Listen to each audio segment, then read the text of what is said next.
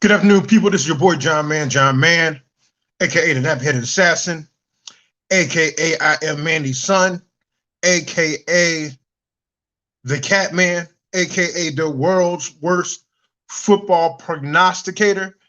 And this is the second installment of the Daily Catmann. I'm a couple of days off since my first episode, but I'm recording here at the Is You Ain't My Baby Studios, located in parts unknown. Last couple of days, in my studio area, in my hideout, they have been doing a lot of construction, so I haven't been able to record like I wanted to at the time that I wanted to. So sorry for those who were looking for me the last couple of days, but I'm back in full effect because basically these people don't work past 5 o'clock. With that said, without further ado, those who are tuning in with me for the very first time, I talk about all things sports. I am a Philadelphia sports fan. I love all things Philadelphia: baseball, the Phillies; football, the Eagles; basketball, the Sixers; hockey, the Flyers; the Broad Street Bullies. Shout out to my babies with the little hot start they have so far in this early NHL season. But one thing about me, I like to say to those out there, just because I'm a Philadelphia fan doesn't necessarily mean I see things through a Philadelphia lens. I like to be as objective as possible. I do not get emotionally invested like I used to when I was younger. Philly teams has broken my heart for the majority of my life.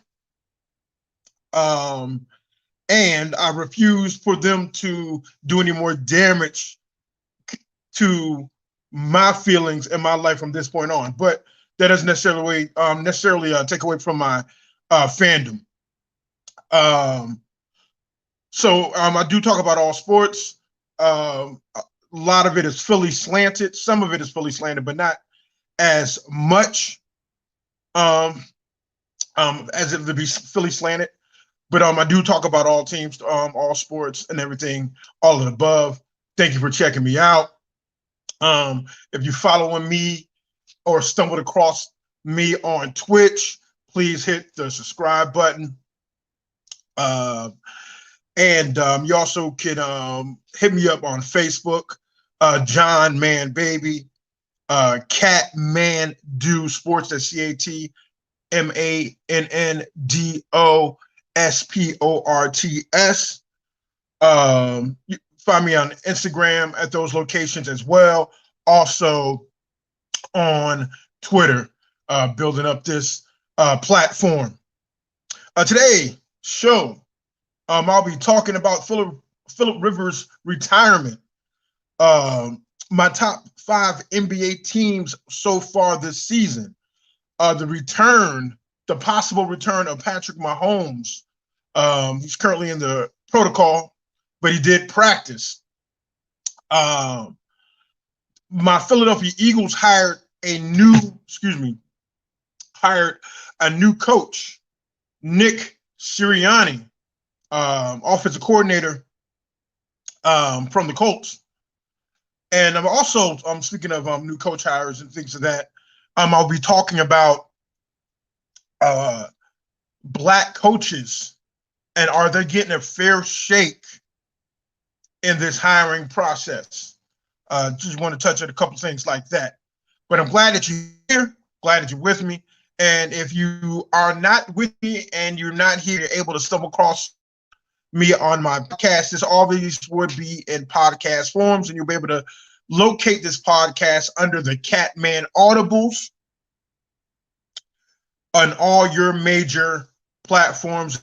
And you can see it scrolling at the bottom where my platform, my podcast will be shown. 24 hours usually will be the show turnaround when I post. But without further ado, Philip Rivers. Philip Rivers announced his retirement this week. 17-year veteran, played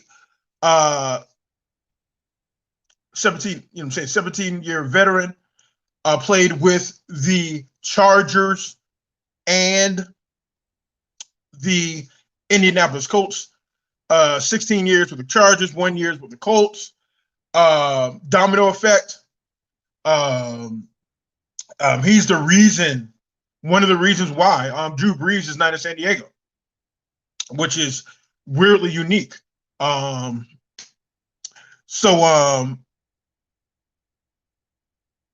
thing I'll say about Phillip Rivers, he's actually one of my favorite characters in the NFL.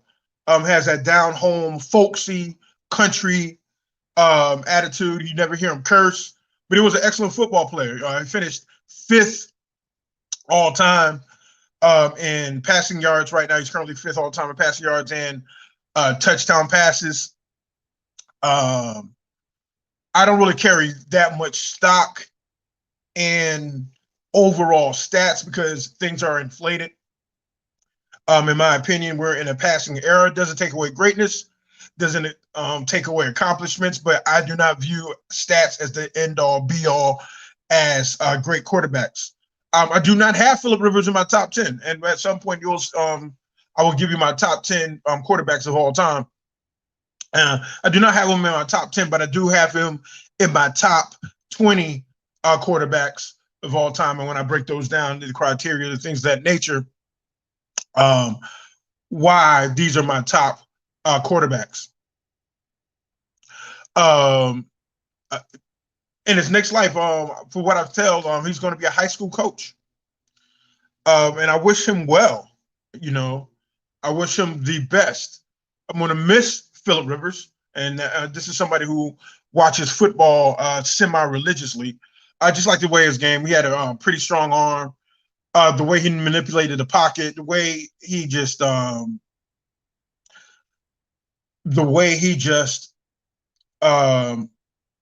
only just manipulated the pocket, just dissected defenses. He was in the draft with Eli Manning and Ben Roethlisberger. And personally, from a talent standpoint and an overall standpoint, I believe that he was the best quarterback out of those three. But he's the only quarterback out of those three that does not have a ring. So take that for what it's worth. A 5-7 record in the playoffs. Pretty decent games in the playoffs. Didn't really play too bad in the playoffs, but just like anybody else, this is a team sport. He's just been in some unfortunate situations.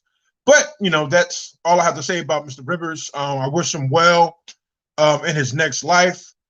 Hall of Fame quarterback. He won't be first ballot, I don't think. I don't know if that means anything in football like it does in baseball. But he will be in the Hall of Fame, him and his family, all 47 children of his. And I'm looking forward to seeing him being enshrined. Now we're going to talk a little bit NBA. Like I stated before, I'm a big-time Philadelphia 76er fan. Pretty excited about this season. Pretty excited about Doc Rivers. Pretty excited that they did not trade Ben Simmons for James Harden. But I'm not excited for the fact that Ben Simmons is not playing to the capability like he should. I believe Ben Simmons shouldn't be a point guard. I believe he should be playing power forward. And I think that will kind of open up things for the Sixers. Maybe a little, the point forward thing, in the half court or whatever the case may be, or, run the offense through him in the half court. But as far as him bringing up the ball and initiating the offense, it doesn't work that well. He's not a true or natural point guard. He didn't become a point guard until he got into the NBA. So those skills and those developments, he just haven't progressed to that point. But I'm excited. We had a big one last night against Boston. Both teams wasn't fully staffed. COVID precautions and requirements and all that stuff. Hopefully, we can get to the point um, that we'll be able to see these sporting events um, take on a better shape without going through the COVID protocols and things of that nature. But unfortunately, I believe this might be the new normal. Um, but it is what it is. My preseason pick, and I know they haven't mentioned this on any of my broadcasts, but I had Philadelphia with facing the Lakers in the finals. Brooklyn has traded for uh, James Harden, and they got James Harden. I'm still sticking with my pick. That might be a homer pick. I just believe that the additions that Philadelphia has made um, has done enough to push them to the point. They might need one more score, so to speak. But Brooklyn, hopefully Brooklyn is able to be able to make that thing mesh between Kyrie, KD, and James Harden. You know, if they get that to mesh, then there will be a formidable bunch. But I just think Philly's just a little bit deeper right now. My current top 5 teams in the league, uh, early season top 5. I'll be doing a top 5 each week. My early top 5 is number 5 team is the Utah Jazz. That's my number 5 team. They have 5 players that's averaging in double figures. Bogey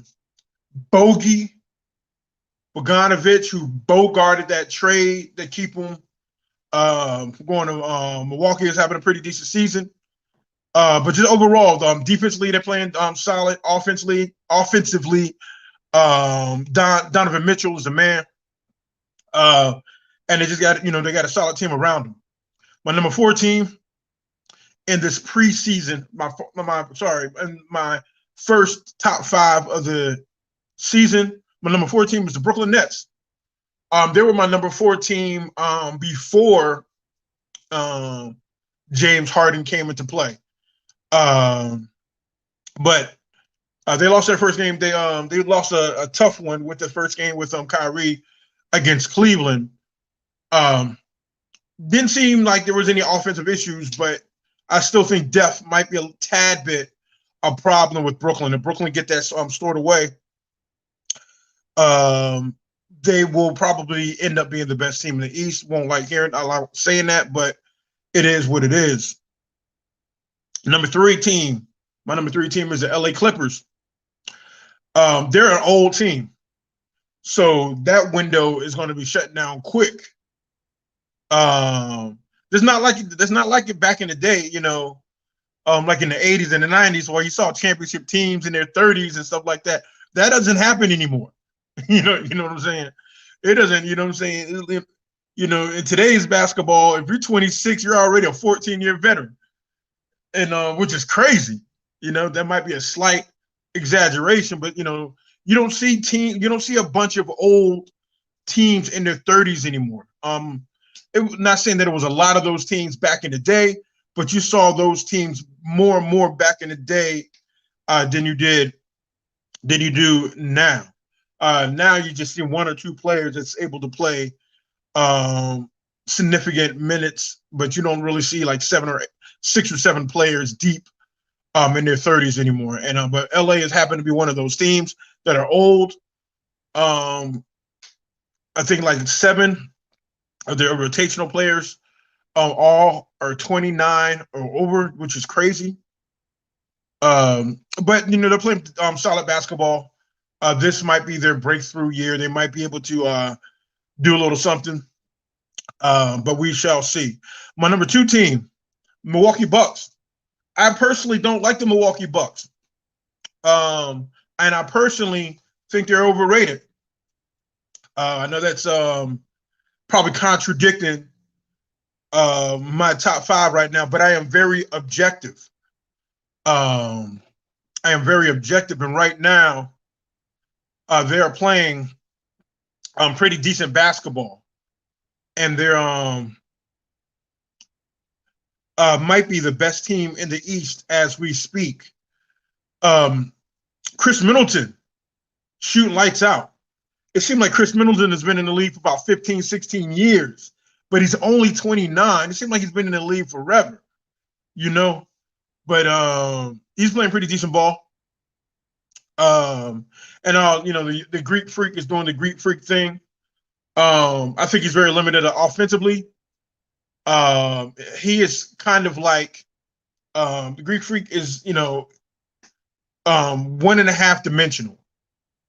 And once he starts to develop an overall game, him and Ben Simmons are eerily alike, except he's much more aggressive than Ben Simmons. Ben Simmons has become passive over these few games in the beginning of the season, and hopefully, the Greek Freak is able to round out his game a little bit and expand. But I'm not really a fan of Milwaukee, but they are my second team in the NBA, and my number one team, the LA Lakers. No surprise, the dynamic duel. The dynamic duel of Anthony Davis and LeBron James. Just looking lights out. Anthony Davis might be playing the best defense in the NBA. Definitely playing great defense. LeBron is just playing excellent basketball. Gasol, Gasol to me is not a good signing. That was a bad signing. I think, and I'm kind of happy that they should have kept Dwight. Dwight probably would have gave them more. But he's in Philly now. Happy about that. But Gasol is that's looking like a bad signing, and maybe they could override that a little bit. Quickly, my top five players. My top five players in the first installment of my top five players. Tied at number 5, I have Anthony Davis and Andre Drummond. Anthony Davis knocking down that defense. Andre Drummond is putting up beastly numbers. Beastly numbers. Look like he is back. Look like he's very unstoppable. Rebounding, block shots, scoring, steals. He's doing it all for Cleveland. Helping Cleveland be competitive. Him and Sexton look like a pretty decent duo. Number 4 player, KD. Kevin Durant has not missed a beat. Come back off of injuries. Scoring at will. Probably the best score. I don't know. It's crazy that Brooklyn probably had the 2 best scorers in the NBA on the same roster. But KD is doing one thing. But one thing I don't like about KD, I've always had a problem with KD, is that he doesn't rebound enough for me. That man's too tall not to put up better rebounding numbers. I know he shoots from perimeter and everything like that, but he need to get down, do it all. If he did all those things, if he did a third of what LeBron does, he probably would be the best basketball player of all time. Arguably, I think Wilt is the best basketball player of all time, but he definitely would be in that argument.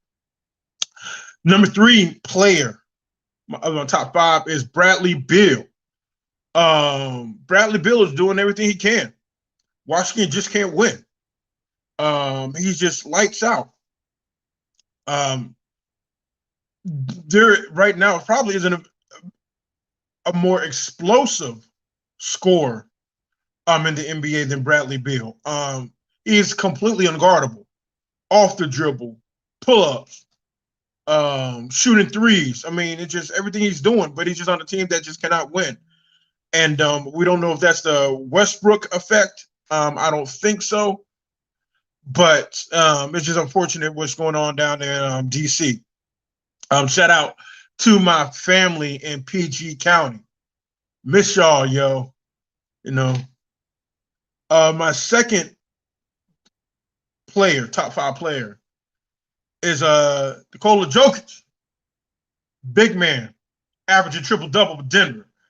Um, I would like to argue and say that um, Joel Embiid is a better basketball player. Um, he's probably a little bit more talented, but he's not a better basketball player right now.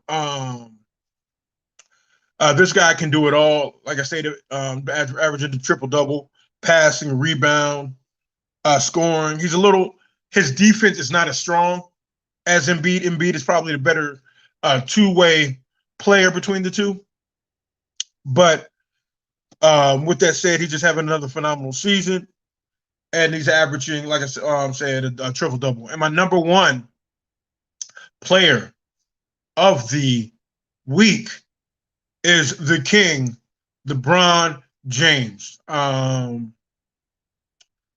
His numbers are not off the charts as far as you would think, but just the criteria that I base this on. LA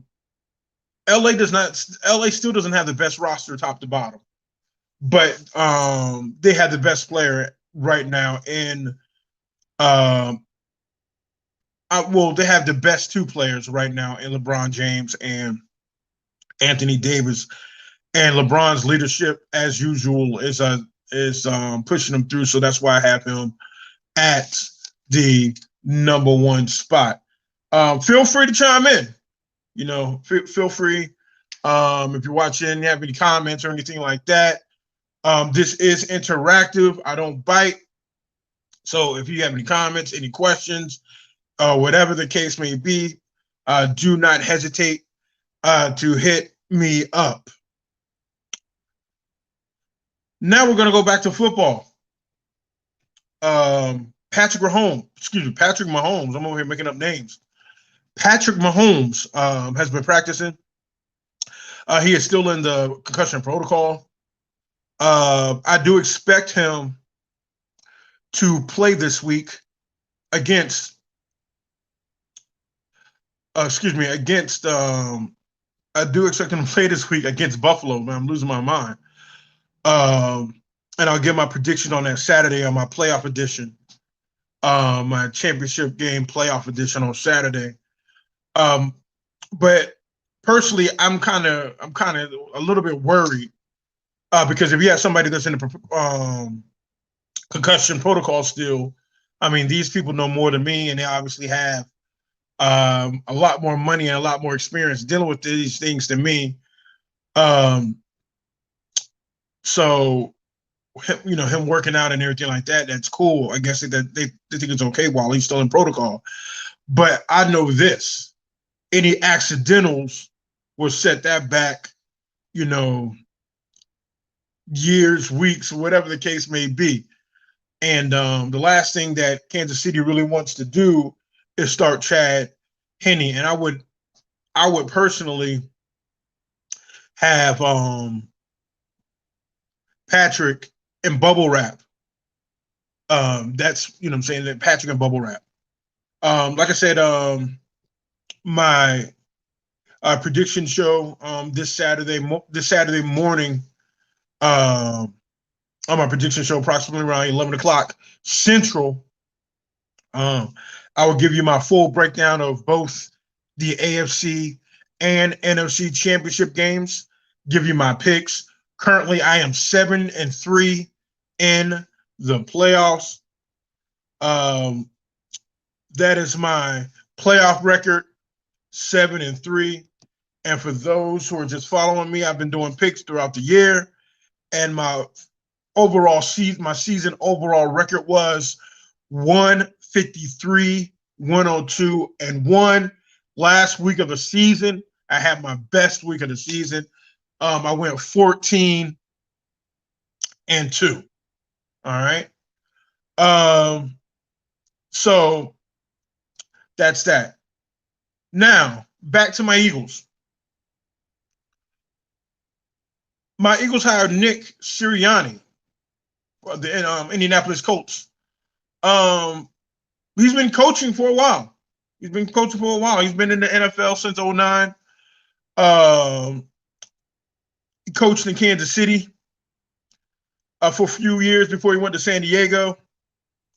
in 13, where he was the quality control coach, quarterback coach in San Diego, also the wide receivers coach, until he got that promotion when Frank Reich got hired.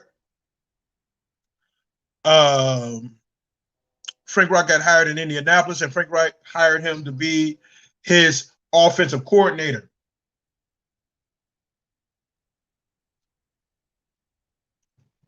So he's had the experience of working with two different type of quarterbacks as far as skill sets in Indianapolis, Jacoby Brissett and Phillip Rivers. And they did, in a way, kind of incorporate both quarterbacks in Indianapolis, short yardage and goal line stuff. They did use Jacoby Brissett, and wondering will he do the same in Philadelphia with Nick Foles. I'm Nick Foles. I'm sorry, with Carson Wentz and Jalen Hurts. Now, personally, I'm not really. I don't know. I don't know. I don't know how I feel about this hire. I got to take emotion out of the equation. I would have liked to see Deuce Staley get the job. There's a lot of arguments on why Deuce. There's a lot of arguments on why Deuce shouldn't have gotten a job by fans.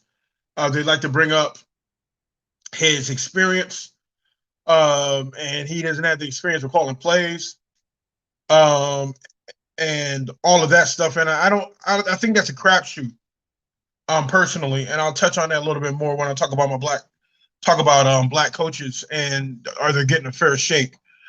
Because Sirianni didn't call plays at all in Indianapolis. He wasn't a play caller. Frank Reich was the play caller.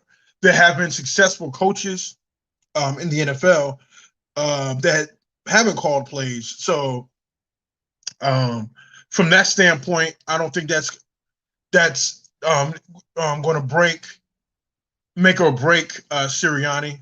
I believe the Eagles made this move for Carson Wentz. I believe that they really believe that that he is fixable and that he can turn things around.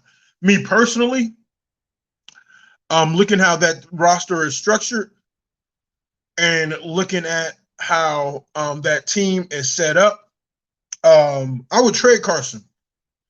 Another $37 million hit. But the funny thing about this, that they would actually save money if they did trade him this year. They would save $835,000. And then obviously all that becomes a little bit less the following year based on those contracts. The Eagles got an old, decrepit roster, and they need as much cap space as possible. I'm not saying this because I want Jalen Hurts to be the starting quarterback. I personally couldn't care less. I like Jalen Hurts. He showed me that he's capable of some things. But he also, nothing said to me that he couldn't be a starting quarterback. A lot of people say that, he was horrible or his numbers were worse than Carson's and he was just a flash in the plan or whatever the case may be. Those are people that are obviously going to defend Carson Wentz. I am not going to defend Carson Wentz, and I'm not going to defend Jalen Hurts, but I will say this about Jalen Hurts, that he's a rookie. And rookies evaluations are a little bit different than 5-year veterans. But I will say this: a lot of people give Carson Wentz a pass, right? A lot of people give Carson Wentz a pass, and I don't know why. Carson has been a starting quarterback for the Philadelphia Eagles for 5 years, and have absolutely zero playoff wins. How we got to that point, we don't know. Doesn't really matter, but the end result is always the end result. That's what people say. Bottom line is a bottom line. You can make excuses why that's the case, whether it's injuries, whether it's bad luck, but the bottom line is that he hasn't won a playoff game in 5 years. Um, People want to talk about he put them in position. I have a saying that I like to say. You can lead the D to the P, but you can't make an F. Meaning you can lead the dog to the park, but you can't make it fetch. And just because he's had regular season success, that doesn't necessarily mean that he would have postseason success. And we don't know if he's had postseason success because he's never been in position to have postseason success. The only playoff game that he played in, he was only in that game for 6.5 minutes. But on the flip side of that, just make a slight comparison, Donovan McNabb, and by the end of his 5th year, they were ready to run Donovan McNabb out of Philly because he hasn't gotten them he didn't get them to a Super Bowl. So it's funny how things change, and it's funny how perceptions change.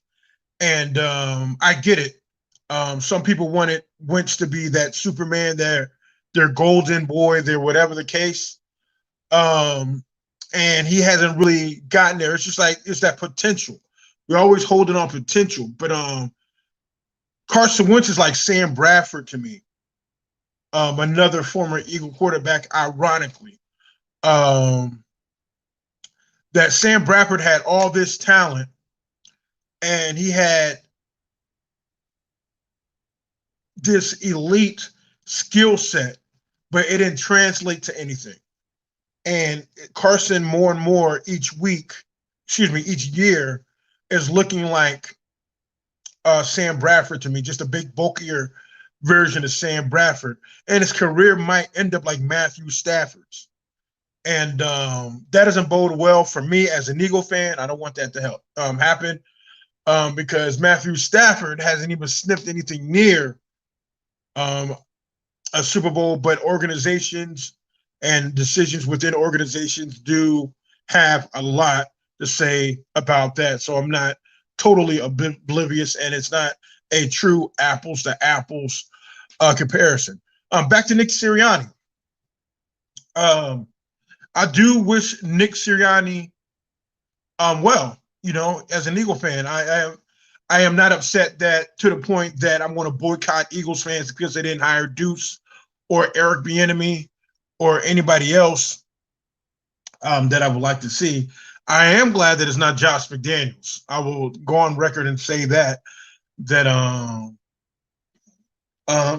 just wouldn't have liked that hire, and it was just something, I don't take these things personally, but Josh McDaniels seemed a tad bit shady to me. And I'm not in the mood for shadiness with my Eagles. We already have shadiness with the front office and management and ownership.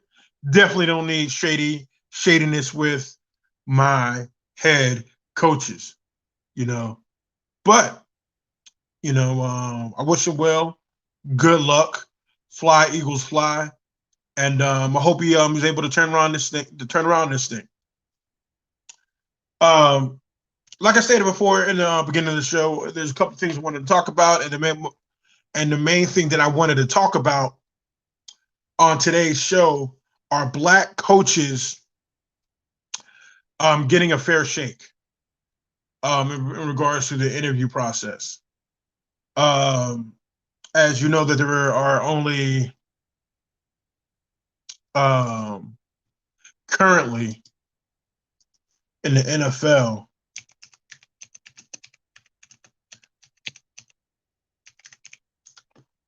I believe 3, right, there were 3 black coaches in the beginning of this season of 2020. Now we're down to 2 black coaches in the NFL. Anthony Lynn got fired earlier this year, so the only 2 black coaches left in the league right now is Brian Flores with the Dolphins and Mike Tomlin for the Pittsburgh Steelers. Now, what I will say is this: is that this is what I'll say, because I don't want people to think that I believe that coaches should be hired based on race or anything like that. I know that I am a black man, and I know I'm black. That's obvious. You know what I'm saying? That is, obvious. So, but me speaking on this thing doesn't necessarily mean I think that certain black coaches should be hired or push an agenda like that. But I will talk about the disparage, the discrepancies, the discrepancies in hiring and the reasoning and all these other excuses that I'm hearing why black coaches not hired. There are 3 coaches right now in the final four. There are 3 black coordinators in the final 4 coaching this weekend. Eric Bieniemy for the Chargers, Byron Leftwich. Eric Bieniemy for the Chiefs. I'm sorry, not the Chargers. Eric Bieniemy for the Chiefs. Byron Leftwich for the Cardinals. Leslie Frazier for Buffalo. Leslie Frazier was already a head coach. He was a head coach for Minnesota, had slight success, but obviously haven't had that other opportunity. The problem I have with this is that you don't see black coaches recycled like you see bad white coaches being recycled. Just a short case in point, Adam Gacy or Adam Gaze, or however you pronounce his name, was horrible. In Miami. Had one solid season, then fell off the cliff in Miami, and went to the Jets and did the same exact thing. Stuck up the place, and he was presented as this super quarterback guru, and Sam Darnold hasn't really progressed to the point that people believe that he has progressed. But he was recycled back to back. Even Chip Kelly a few years back, as soon as he got fired from Philly, he was hired in San Francisco the next year. But that San Francisco team was just bad. But that was just. But you get my point. You see a lot of these coaches that have been horrible get recycled, or you find that these teams now are hiring what I call the young, bright, white assistant that might necessarily doesn't have that much experience, but they're young, bright, and innovative, which is perplexing to me. Case in point, Cliff Kingsbury. Cliff Kingsbury was a mediocre college coach that had talent with him. And granted, the school that he coached, Texas Tech, has never been a true collegiate powerhouse. But he was still, with all that talent that he did, bring in a mediocre coach in college. But he was that next new shiny thing. And it seemed like the next new shiny thing, Sean McVay, all these, and not to take anything away from Sean McVay, because I think Sean McVay, honestly, is a brilliant offensive mind. And I think that he's a genius.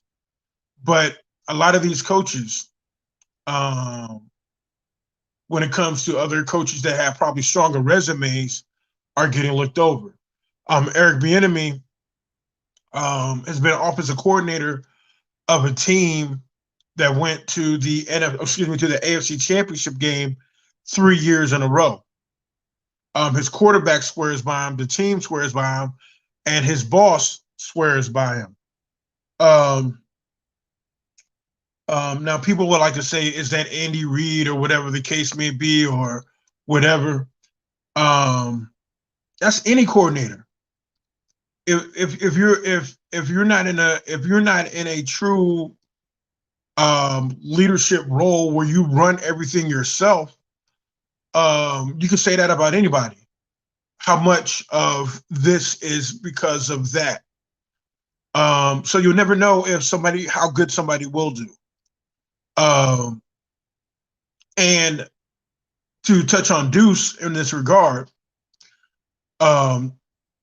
Deuce Staley, in regards to the Philadelphia position, Deuce Staley was passed over 3 times, or actually 4 times, to be head coach in Philadelphia. And the underlining line, and these are the lines that are new coded language. We used to have coded language for Black quarterbacks. Now we have coded language for Black coaches, and the coded language for Black coaches doesn't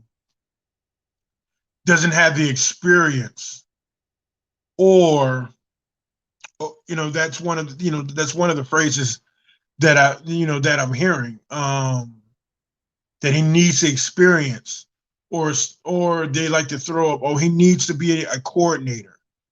If he was not a coordinator, and he needs to be able to do this, or how can he handle this because he was that. And it seemed like the excuses on why some of these coaches aren't getting these opportunities are ridiculous, especially when these coaches have parallel resumes with these new white hires that are being hired. Now, everybody should be able to hire who they want. In theory, everybody should be able to hire who they want in theory. And personally, I don't think there should be a Rooney Rule, and I don't think there should be a thing like affirmative action, but I am realistic, and I know these days and times why we have those things in place. But it's getting to the point that it's laughable, especially the Rooney Rule, because a lot of these teams are hiring coaches and circumventing the Rooney Rule. Take, for instance, Urban Meyer in Jacksonville. I understand the hire for somebody who grew up in Florida.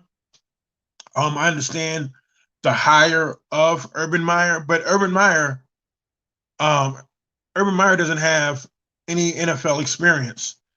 And every time that he left a position, at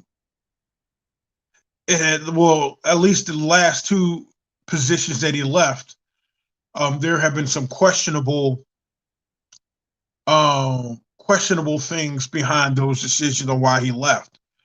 And he stated that he has health issues. And you can't convince me. And Urban Meyer might be a great coach. Urban Meyer might end up being, the greatest coach. He might beat out Jimmy Johnson as the greatest college to pro coach. But definitely he might end up on that Mount Rushmore. But his resume does not speak NFL. And there are NFL coaches, even white coaches. So I'm not even going to say, saying even white coaches that have had more experience than Urban Meyer, um, um, could be or possibly should be upset that they didn't get the opportunity. But with that said, there's a better chance for them, the way it's looking, for them to get these opportunities than black coaches. It seemed like black coaches, the expectations for black coaches are a little bit different. They're graded on a different scale. Black coaches aren't allowed to fail. Because you don't see the recycling of black coaches. So all these black coaches that you see that are successful, you don't see the ones that have had a little bit of failure. You don't see them being recycled. Another coded word or coded words or coded phrase is that I've been hearing about some of these black candidates is that they don't interview well. They don't interview well. Now, I don't even know what that means. And as somebody who has been on plenty of interviews, and who's been a recruiter, I understand interviews and I understand interviewing and things of that nature. Now, granted, receiving a promotion and being interviewed are two different things. They're not synonymous. There is an apples and apples comparison, but I look at it like this. How bad does somebody have to be with their credentials and still don't have the opportunity to get selected for a job? Eric Bieniemy, like I stated, number 3. The past 3 years.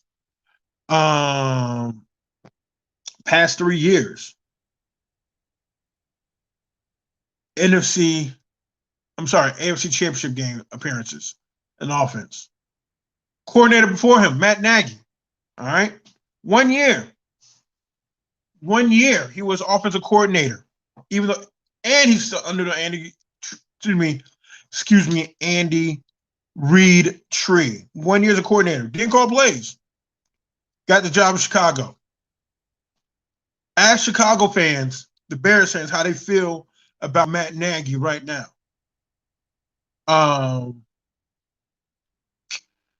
It's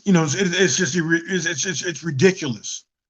Now, am I saying that it should hire every black person that they see, or hire every black person that interviews? No, I'm not saying that.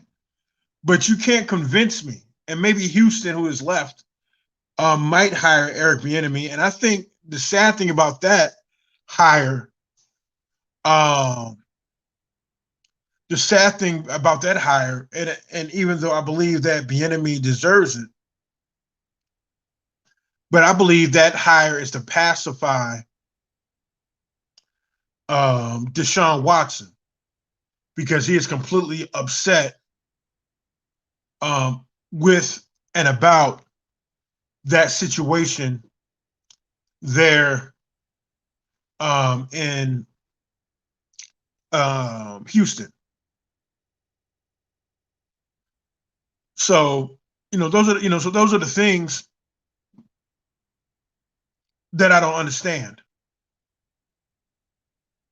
Will somebody possibly hire somebody black? Yeah, it's going to be a black coach hired again. There will be a black coach hired again. I know that without a doubt. And I'm not expecting the league to have 30 or 25 black head coaches. That's not realistic. And that's not fair for everybody involved. But I am saying this. that black coaches, some of these black coaches with these pretty decent resumes should get a longer look. And that's all I will say on that manner. You know, if I was checking in, man, and you stumbled across and you fell across and I'm in your lap, my name is Jon Mann. I'm a second generation comedian, all lover of all things sports and music. You've come to my daily podcast show, live broadcasting, Facebook Live broadcasting on Twitch, also on YouTube, Catmann Do Sports.